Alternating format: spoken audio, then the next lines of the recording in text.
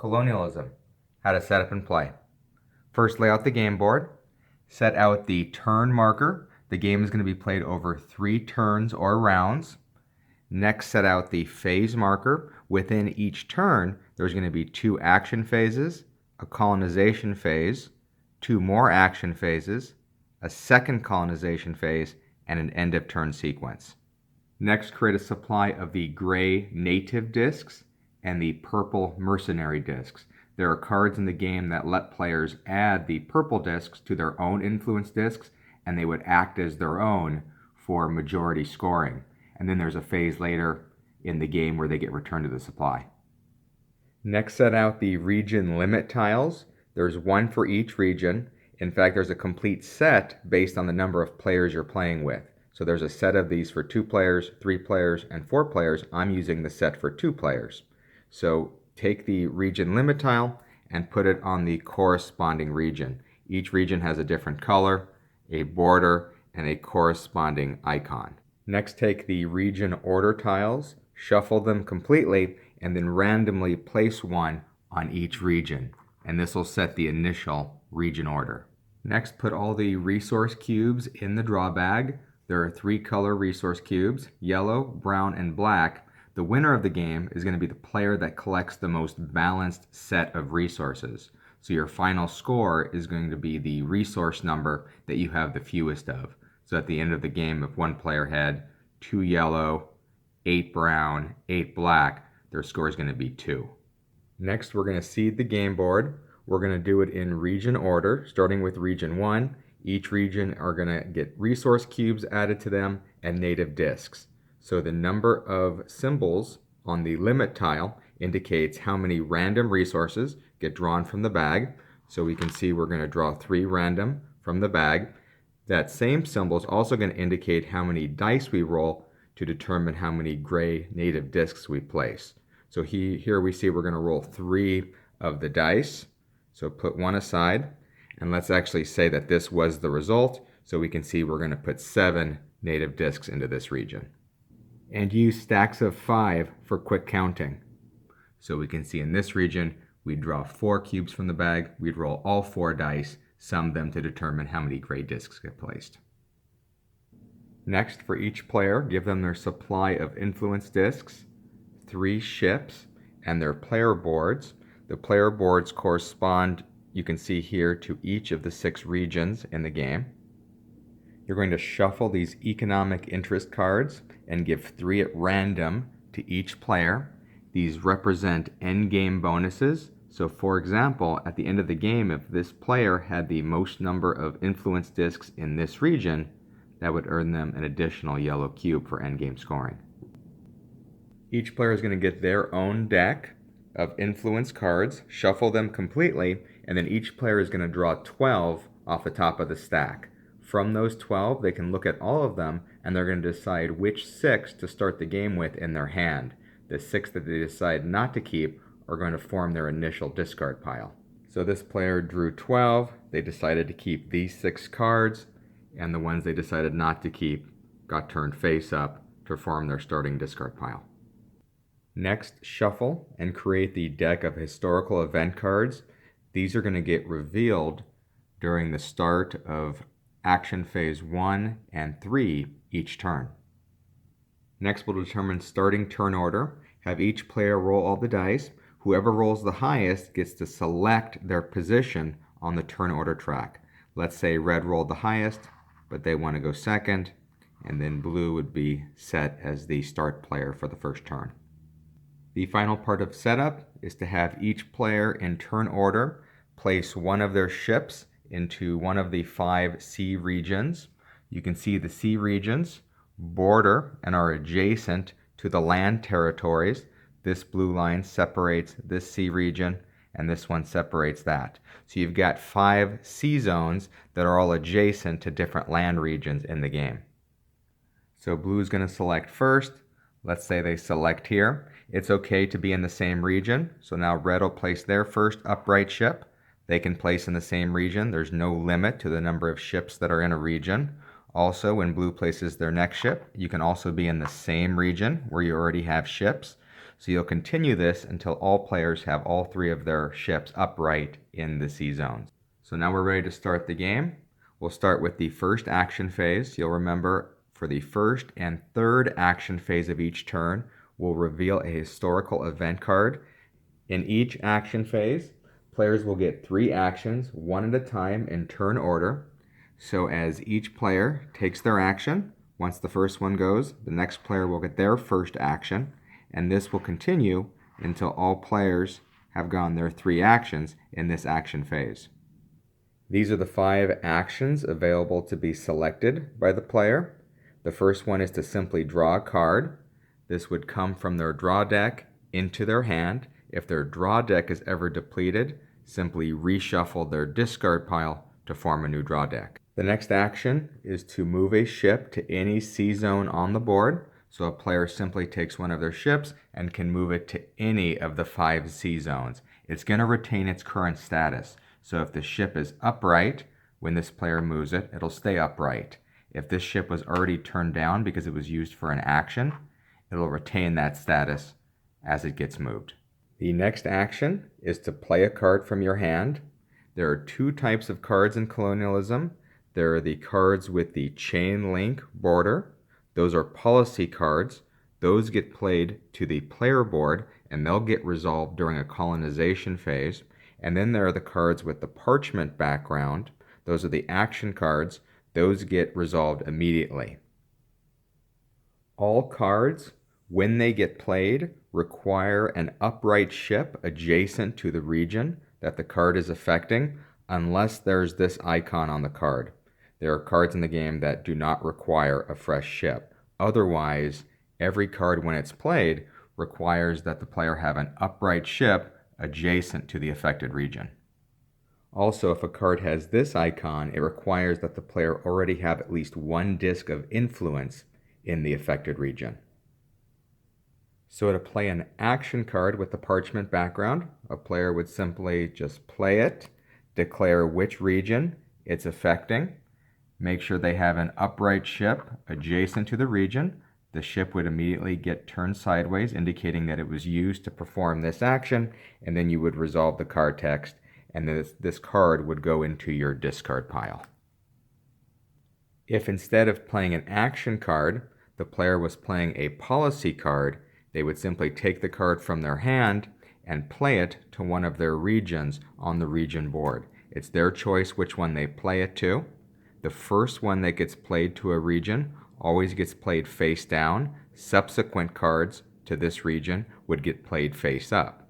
Remember, the card's always going to require that a ship be used, so the player would have to have a ship adjacent to this sea region. So when they play that card to their policy board, they would turn that ship over to indicate that it was used to play this policy card. With a subsequent action, the player can decide to play an additional policy card to this region. If they do, it's going to be played face up. Only the first one to a region is placed face down, or if they decide to play it to a different region, the first one gets played face down. The next action allows players to target one region and remove up to 5 of their influence discs. So for example, if the red player, maybe they thought they were outnumbered in this region and they wanted to bring influence discs back to their supply because these are limited, they could take this action. It requires a fresh ship adjacent to the region, and then they could remove up to 5 of these discs. The final action allows players to explore. They can place 1 influence disc into a region. It requires that they use a ship adjacent to the region. So let's say this red player, instead of withdrawing, want to use that ship, they can simply add 1 influence disc to the region. At the end of an action phase, you're going to turn all used ships upright so they can be used again. You'll advance the phase marker, and then you'll reset the turn order so all players have a fresh set of actions. When we get to a colonization phase, we're going to do this in region order. So starting with region 1, we're going to resolve all policy cards in the region. Then we're going to resolve all conflict in the region. And then there's the possibility to collect resources in the region. Once that's completed for region 1, we'll move to region 2 and perform the 3 steps. So starting with the first region, will first resolve all policy cards played to that region. Most of the time, the policy cards can just be played simultaneously and resolved simultaneously unless the card text specifies a specific order of resolution.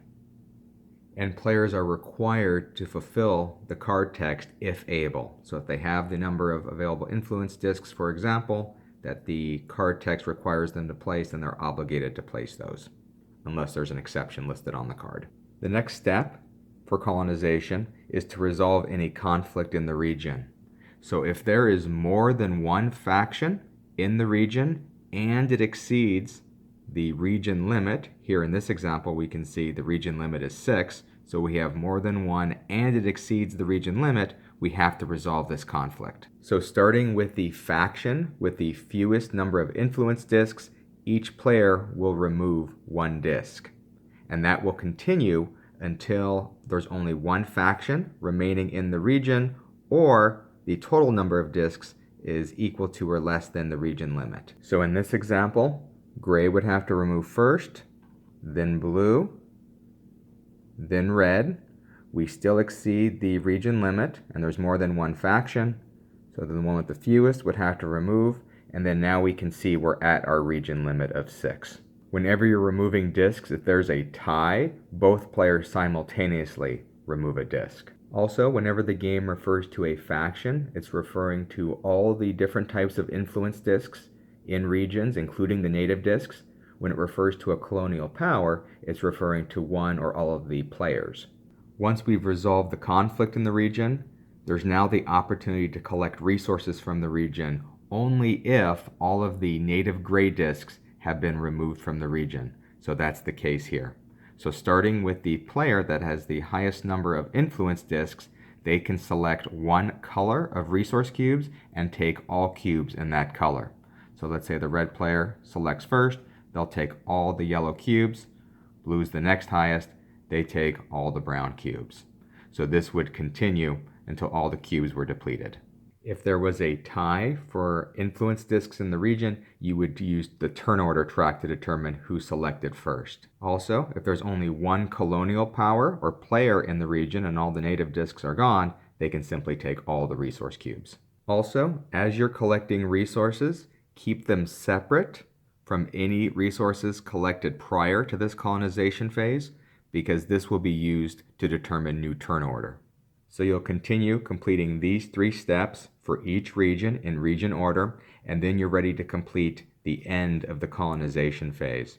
The first thing you'll do is determine the new turn order. So the player that collected the fewest number of resource cubes during that colonization phase will get first choice on where they'd like to position themselves on the turn order track. And then all players would continue selecting their position on the turn order track based on who had fewer resources. If there was ever a tie for the fewer number of resources, whoever was previously higher on the turn order track would choose their new position first. After you determine the new player order, you'll determine a new region order. So take all the region order tiles, reshuffle them, and replace them randomly into each of the 6 regions. Next, if there are any mercenary discs on the game board, you return those to the supply now. Next, you're going to check each region to make sure that no colonial power exceeds the region limit. Native discs are immune to this, so even though the region limit is 2, any number of native discs can remain in the region. Here in region 2, we can see the total number of discs is less than the region limit of 8. But in this region, we can see that this single colonial power with 5 influence discs exceeds the limit of 4. So they simply have to remove discs until they are at the region limit. All players will now discard down to a maximum of 1 held card and then redraw from their drawback up to 6. The final step of colonization is to draw from the draw bag 1 random cube for each region, and also if the region has no native discs, add 1 gray disc to each region. The exception to that is at the end of this second colonization phase during the turn. So here you only add 1 cube to each region, and you would add 1 gray disc to each region if there were no gray discs. At the end of this second colonization phase, you're going to add cubes and gray discs per the region limit tile. So this region would get 3 random resources added to it, and if it had no discs, you would roll 3 dice, sum the total, and add that number of gray discs. And that happens at the end of the second colonization phase. That's what this end of turn sequence is meant to represent. Once you complete all of the phases, at the end of turn 3, players will simply tally the number of resource cubes that they've collected throughout the game in each of the 3 color types, along with any virtual cubes that they claimed because they had the highest number of influence discs at the end of the game in the specified region.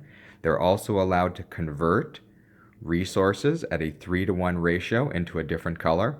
So we can see this player has a final score of 1, because that's the fewest number of cubes they've collected in one category. So they can convert these 3 brown cubes into 1 black, and that would give them a final score of 2, since they have 2 in each color category. Highest score wins the game. If tied, most resource cubes in total will break ties. Finally, let's take a look at the different types of historical event cards. You'll remember the historical event is drawn at the start of action phase 1 and 3 each turn. There are 3 types. These 6 historical events have immediate effect, so when they're drawn, the card text is resolved immediately. Certain cards will require decisions by players. That is done in the current turn order. These next 3 are duration historical events. Their effects will last until the next historical event card is drawn. These final 3 historical events are regional historical events. These cards are resolved during the colonization of that region during that phase. And specifically, Gurkhas and cultivation, these only take effect after conflict in the region has been fully resolved. And that should be everything you need to set up and play Colonialism.